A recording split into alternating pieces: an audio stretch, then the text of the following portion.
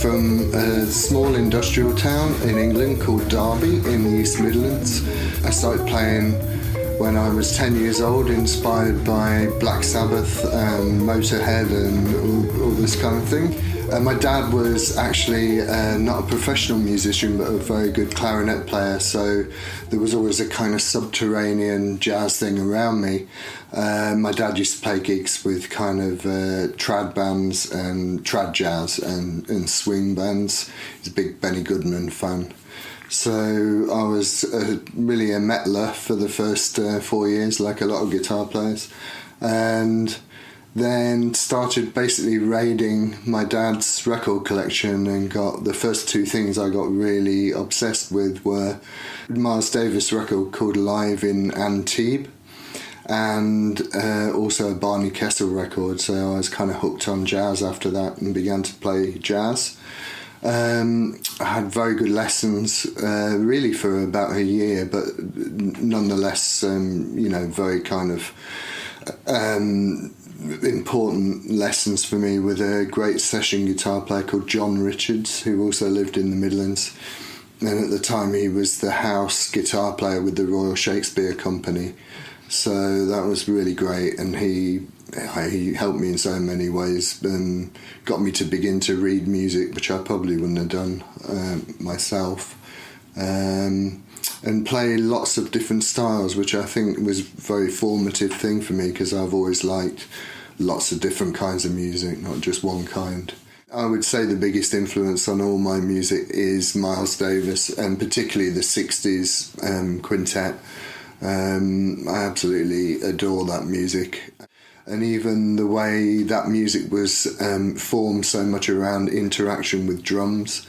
So I love that side of music. But purely about guitar playing, I was very much a guitar player of my generation. So when I first started to do gigs professionally, I suppose, I would have been heavily influenced by Pat Metheny, Bill Frisell, John Schofield. They were probably the kind of modern artists of the era, kind of early 90s sort of time. But the thing is, I'd started with Barney Kessel, so I always loved older style players, loved Jim Hall. But actually, Pat Martino was a huge influence on me, absolute massive influence. I'm not sure if I was totally into it back then, but I got really into it later, and that changed my playing quite a lot. Lots of rock players as well. Hendrix I love, Chet Atkins, but I don't play that way, but I like, I admire it. So I have to mention great guitar player Louis Stewart from Dublin. I was very fortunate to spend a week with Louis one time doing a summer school thing where Louis was the guest of honour, and that was such a privilege to watch him play every night. I've been coming over to Ireland since I was 20, and he's one of the first people that I had to go and see immediately. And I don't know if people realise in Ireland how influential he was on the British scene as well, because he was part of Ronnie Scott's band, Tubby Hayes' band, and people still talk about him over there as much as they do here. I was also really affected by gigs I saw. I was always an avid gig goer. I think I love watching people play. It's actually the quickest way I learn is to see people play. And one that was absolutely life-changing for me was seeing Dave Holland's Extension band with Kevin Eubanks. And at the time I was thinking, I don't really feel comfortable being a kind of Bill Frisell guy. I don't feel comfortable being a Pat Metheny guy. And I saw this band, and it was like it just gave me a direction like that, It was really great. And I saw it a lot. We were very fortunate in that era of London to have Ronnie Scott's, the old Ronnie Scott's, and we did great support slots for amazing artists, but also if you were a member as a musician, they had a musician membership deal, and from Monday to Thursday you could go for something like £1, and I saw so many things. So if there was a great band in town like that, I'd watch it for at least 4 nights, the trio is going to be playing a gig in Arthur's on the 26th of January. It's a late afternoon gig. It's not the normal time. It's actually 3:30 start. So really looking forward to that. Trio with Dave Redmond and Dominic Mullen. And we've been playing together really since I came to Ireland. I didn't know either of them before I came here, but we love playing together. We've done a good few gigs now, and I'm really comfortable playing with them. The gig will be a mixture of standards, because I love playing standards actually, and I pick ones that I feel I can make my own. I wouldn't do random ones. So I think quite hard about that. So there's a kind of continuity, hopefully, with my tunes. But I'd say we'll do probably about 6 of my tunes too. And I love things like Wayne Shorter's music and Joe Henderson's music, those kind of people. So there'd be something of that kind of classic jazz kind of stuff in there as well.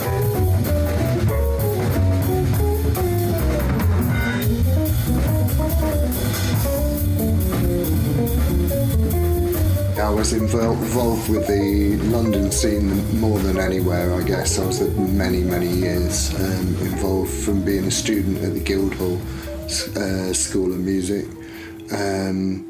So I just began pretty much playing straight away and played there for a long, long time. And then I was in New York for 5 years, between 2015 and 2020. New York's huge, the scene there, so that's the biggest scene I've ever lived in. But London's pretty big, considering it's a small country. The scene is enormous.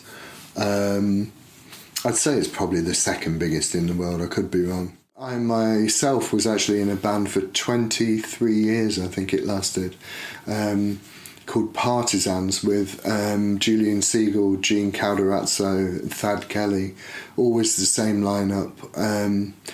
I think we put 5 albums out. I'm not sure off the top of my head, but we weren't prolific with the albums, but we were quite prolific with playing. We played a lot, toured a lot, and that was great, because that music was written completely for that band, and it's probably the most rocky side of my playing that you'll find on record. Yeah, so I have an organ trio, which is also with Gene Calderazzo, but it's kind of really different music to that band Partisans, but it's with a great organ player, amazing organ player, great musician, also great piano player, called Ross Stanley. And I think, if I'm right, we formed it in around 2014, just before I went to New York, and we did quite a lot of touring with it leading up to me moving, and we recorded an album called The Cut-Off Point. I'd always wanted to try playing with an organ trio, because I love all this tradition of it, with Pat Martino and George Benson, Wes Montgomery, all these amazing players. I didn't mention Wes Montgomery earlier. Of course, he's a huge influence on everybody. But it's such a big part of the thing, but I was waiting for years to do it until I felt like I could find a way of doing my own thing with it. And I always really loved other more kind of less traditional bands like Tony Williams' Lifetime, with Larry Young, and sort of different forms of organ trio, you know. So I kind of suddenly met Ross, and I thought, wow, he's the right person to do it with, because I could write music that was kind of my music and not traditional music. Although there was a big swing element in it, because it's so much fun doing that with guitar, and there's something about, I think, because they're from the same era, they just blend so well, those two instruments.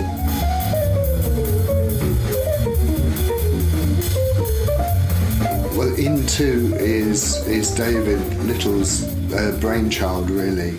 But he's a friend of mine, and we'd known each other before I was living in Ireland, and towards the end of the pandemic, when things were beginning to open up, he's one of the first people I reconnected with, because I knew him from playing with him in the UK. And he's great, he's a great drummer, and but it was actually his idea to just do a drums and guitar duo, and that instantly set me thinking about all sorts of effects and loops and this, that and the other. And David said, oh no, I don't want to do it like that. I want to do it just straight playing as if we were just doing a normal gig, almost like a trio gig, but without bass. So that was really, really good challenge for me to think about that, because you're quite exposed really, but that's great fun to do, and David's fantastic at filling in and being very interactive and filling in the spaces where maybe you'd expect a bass to be, and it made me think about how I had to play.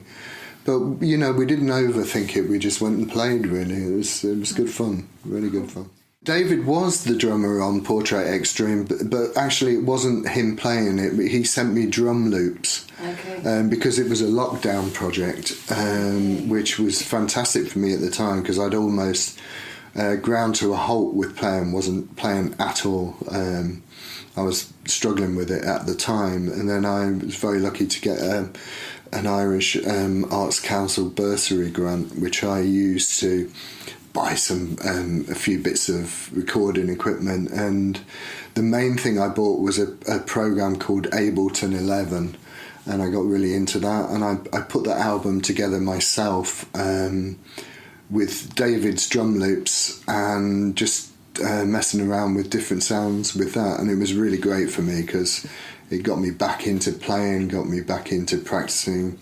I even played bass on it. I borrowed a bass from Eddie Lee and played bass on some of it, but I was pleased with the way the drums came out, because he didn't he recorded them in a fairly straightforward way, so they kind of sound a bit live as well. It's not a real studio sounding, and I think that was kind of really good that it's like that. It's got a live feeling to it, even though I chopped it all up and moved it around, and I had 6/4 bars in some things, so I copied and pasted and moved it along. But judging by the album cover and some of the titles of the tracks, was it quite inspired by your move from New York to rural Ireland? Yeah, it really was. That was the main thing, and just how it's called Portrait in Extreme because it was quite extreme time though for the whole world. It's hell of a thing, the pandemic, and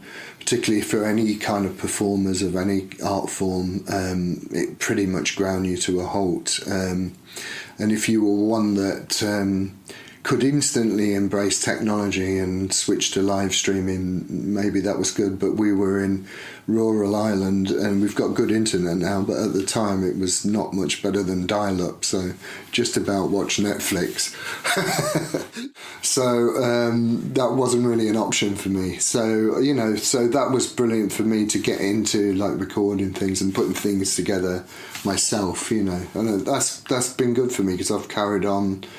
This kind of use of electronics is now becoming more and more things I do. I had a really nice opportunity last year which kind of involved electronics, and I was artist in residence over a kind of period of 2 weeks at the Regional Cultural Centre in Letterkenny, and I thought, well, that's a brilliant opportunity. I don't want to just go and play jazz or something. I'm going to do something different. So I put together a little project with amazing improvising pianist Izumi Kimura, who is based in Dublin, as you know, and a wonderful musician. I'd seen her play, but was dying to play with her. And also with an incredible visual artist. Well, actually she's a polymath, she does all kinds of things, but Jackie Irvine, and she did live video with us, which I've never actually seen anybody that can improvise with video before. I've seen people play to films, but this was literally interactive. We didn't know what was coming next.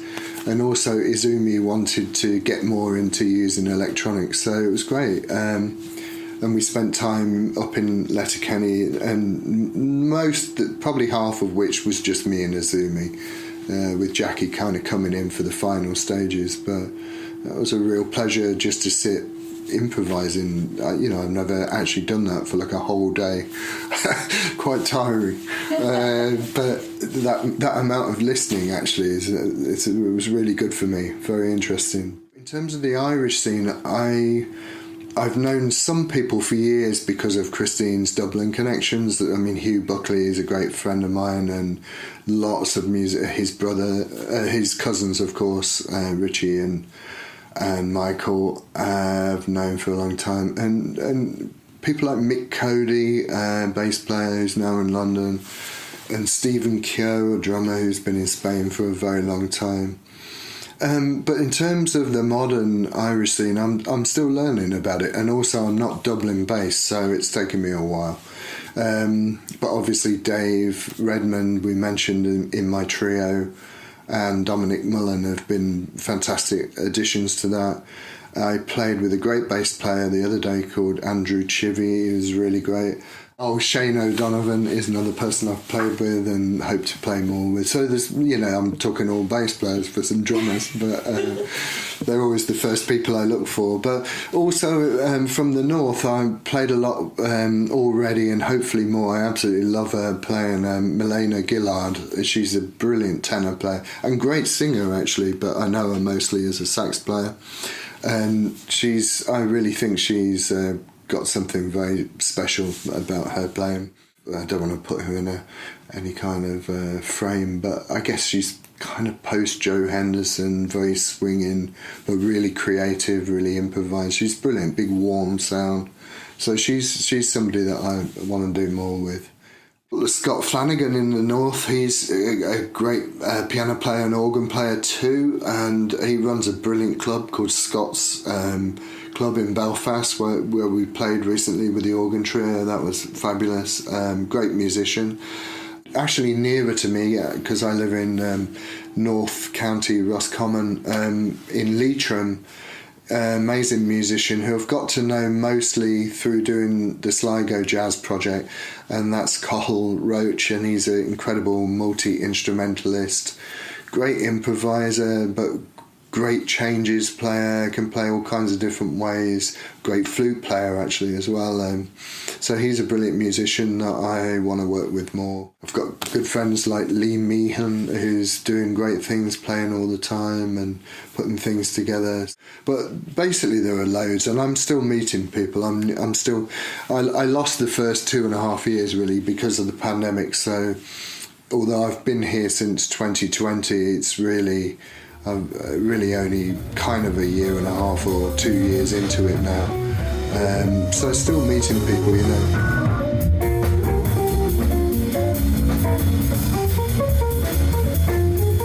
Well, I am actually planning a new big project, which I probably won't mention exactly what it is yet, because it's very much in embryonic stage. But I don't think that will fully materialise. It's maybe possible for the end of 2025, but I think more likely 26. It'd be like a big project. But in terms of the coming year, I mean, I'll be doing ongoing stuff with Christine. We do a lot of duos. Christine's planning lots of stuff for the summer period, particularly. Also, I still continue to play with people over in England, so that's ongoing. But really, over this year, I'm just going to try and form as many small things. I meet more people, play with as many people as I can in Ireland. Also, I think towards the end of the year, there's plans to bring my great friend over, Jed Levy, saxophone player and composer extraordinaire, from New York again. We did play here a couple of years ago. We did a tour.